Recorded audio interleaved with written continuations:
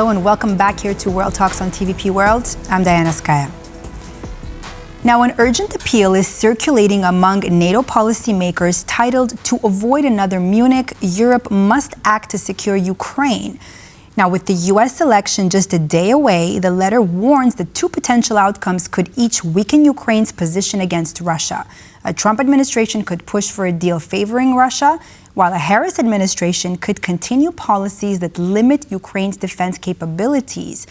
The letter also argues that just as the Munich Agreement failed to secure a lasting peace by appeasing Hitler, a passive approach now could lead to greater instability in Europe. Now, to discuss these parallels and potential consequences further, I'm joined by one of the authors of the appeal letter himself and the director at the Democratic Strategy Initiative, Benjamin Tallis. Good evening, Mr. Tallis. Thank you so much for being with us here on World Talks on TVP World. Good evening. Great to be back on. So, sir, let's start with the letter. I'm holding it here right now. So, to avoid another Munich, Europe must act to secure Ukraine. Now, the Munich Agreement of 1938, what we know, is often cited as a failure, right, to confront aggression early. From what I get here, this letter draws a parallel between that Munich Agreement and the current threat to Ukraine. Now, how relevant is this comparison today, and what can you tell me about this letter in general? Well, we make the argument together with this very esteemed group of over 100 serving politicians, retired generals, even a former CIA director joins the appeal, and it's an international appeal to take very seriously the threat that we face by not stepping up to actually secure Ukraine and thus secure Europe's future. And we make the comparison to the Munich Agreement of 1938 because it's so widely recognized that this really was a true failure to confront an aggressor, and it actually emboldened an aggressive state, in that case Nazi Germany, by rewarding its aggression. And instead of buying peace for our time, as Neville Chamberlain famously said about that agreement, it presaged a wider and even more destructive war. And that's what we fear will happen again unless Europeans actually step up in the way that Prime Minister Donald Tusk has asked them to do and said they should do, to take responsibility for our own security. And we also thought it's extremely important at this moment to do that because of this twin danger that you so well outlined coming from the US election. Regardless of which candidate you might support, there is a danger to Ukraine and a danger to Europe here, and we need to be ready to face that. Right. Well, now, I mean, according to the letter here, right, so the 2024 US election coming up tomorrow could lead to very different outcomes for Ukraine. Now, how might each scenario, whether Trump or Harris wins, impact Ukraine's position in Europe? Well, as you mentioned, we think the danger with a Trump administration would be if, and it's a big if, we don't know what any future administration will do, but if it were to try and impose a deal on Ukraine in the way that the Allied powers at Munich in 1938 imposed a deal on Czechoslovakia that would temporarily perhaps freeze the fighting, but we don't think it would lead to a lasting peace because we don't think Russia's aggressive imperial ambitions are satiated, nor would they be satiated by the territory that it's actually what it's managed to illegally conquer so far. And we think it would be emboldened by a failure to stand up, because what we would do by failing as Europeans to then do more for Ukraine, either in the event of Trump imposing a deal or in the event of a Harris administration continuing with these policies of withholding support for Ukraine, if we fail to step up, what we do is we broadcast our own weakness and we invite further coercion from Russia in this case. So this is why we're saying there's a need, whatever the result, for Europeans to step up, because the only outcome that actually guarantees European security is Ukrainian victory, followed by proper security guarantees for Ukraine, which in all likelihood should mean NATO membership. So then who would you say would be the best choice for Europe?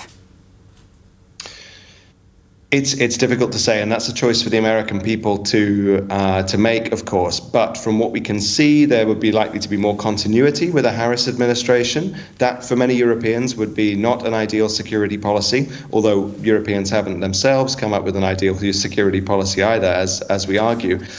With Trump, it's harder to know, and there's a greater degree of risk. And a lot of people have focused on, and I think rightly focused on, the threat to NATO that would potentially be posed by a Trump administration that would not not be guaranteed to respect and honor Article 5 in the way that we've known American administrations in the past have. What, however, there is, regardless of the president, we have a relationship with the United States of America. Our countries have a relationship with the United States of America. And we've seen over a period of time, and this is likely to continue, a shift in the military prioritization of the United States away from Europe towards the Indo-Pacific, where they are confronting China, of course. And so regardless of the president, Europeans have to get their own act in order, really. And the best outcome for Europe is for us to take our security seriously, step up and be the allies that the US actually needs us to be, and which our people need us to be in order to secure our prosperity and freedom. So you mentioned a couple of points here right now. I'm making notes. I mean, there's so much that I could ask you. But now let me ask you first about Russia here. Now, your letter suggests that Russia's military stockpiles would be severely depleted by 2025. Correct me if I'm wrong. Now, how significant is this claim? How would it actually influence European policymakers? Well, there's a lot of fatalism in Europe at the moment that seems to say that it's almost inevitable that Russia will prevail in this war with Ukraine because it has a bigger military, it has a bigger economy than Ukraine, it is not caring about how many of its own soldiers it loses. It's willing to bear the human cost of that, as abominable as it is. And so it seems almost inevitable that Russia would win. But this is a myth. Russia cannot continue to produce the things it needs indefinitely. And in fact, it's severely limited in what it can produce in terms of crucial items such as gun barrels or armored vehicles. And the way that it's been getting around this limitation is by running down its old Soviet-era stockpiles. And it's been, for example, raiding old tanks for their gun barrels or bringing very old infantry fighting vehicles out of stock, out of mothballs, and sending them to the front. Regardless of how effective they are there. Now, it won't be able to do that indefinitely, and this then stops the little workaround that they've had because their capacity to produce gun barrels is extremely limited to around 20 per month. These are very difficult things to produce that require a particular kind of rotary forge, as it's called, and there's only 2 of these in Russia, which can produce, if everything goes well, about 10 per month each. But Russia's actually losing gun barrels in the hundreds each month, and so that, if it continues, will present something of a problem. There are other components that Russia will be running short of as well. And so the point here is to counteract this fatalism that says it's inevitable Russia should win. We can win and Russia would lose if we tried. And this is the point now, is that we can act if we want to. We just have to summon the will to do so. And so that's part of the reason for the urgency of our call. And also here, you talk about the point of ceasefire and also saying that there is no credible plan for Ukrainian or European security should a ceasefire be imposed. And I ask you this, Mr. Tallis, so what kind of plan do you believe should be implemented to ensure long-term stability in the region? Well, the best outcome for European security is a clear Ukrainian victory and a clear Russian defeat, which is in our capability and in our interest, and it serves our values as well.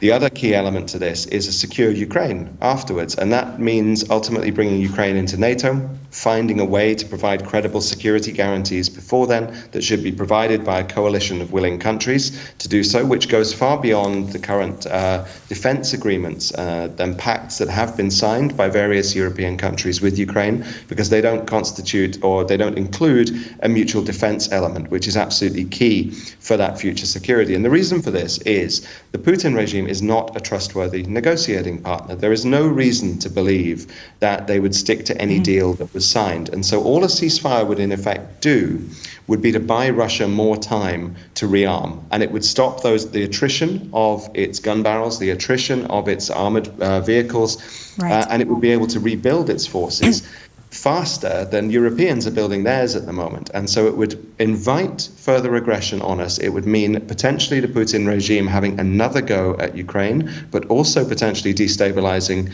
other European countries. And so that's why it's so essential that we give security guarantees to Ukraine. We do as best as we can to win the war, and also we take our own rearmament seriously in order to properly deter Russia. Thank you so much, Mr. Tallis. We're out of time. A director of the Democratic Strategy Initiative, for all your input, and co-author of the letter to avoid another Munich, Europe must act to secure Ukraine. Thank you so much for being with us here on TVP World. Thank you very much. And that's all for this edition of World Talks here on TVP World. Up next, more news. Stay tuned.